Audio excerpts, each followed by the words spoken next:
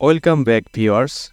Today we have an exciting topic to explore, that is JavaScript Console.log.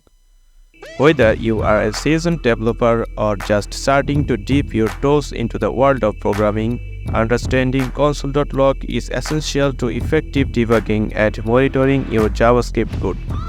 So let's dive right in and explore the power of Console.log.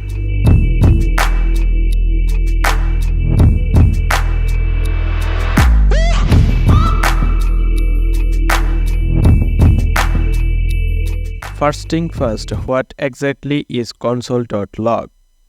Well, in JavaScript, Console.log is a built-in method that allows us to output information such as variable, messages, or debugging details directly to the browser's console.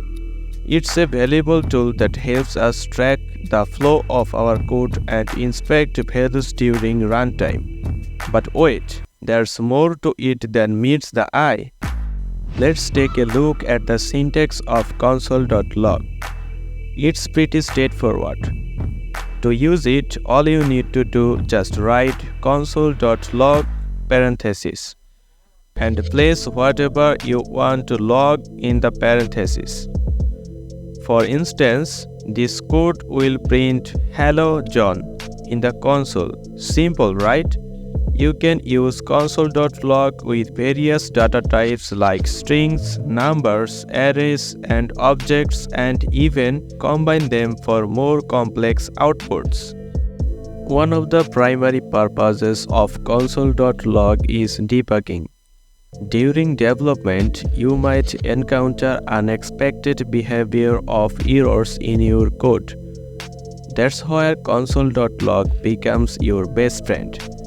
By strategically placing Console.log statements throughout your code, you can monitor the values of variables and identify any issues. While Console.log is a fantastic tool for development, it's essential to remember to remove or comment out your Console.log statements before deploying your code to production.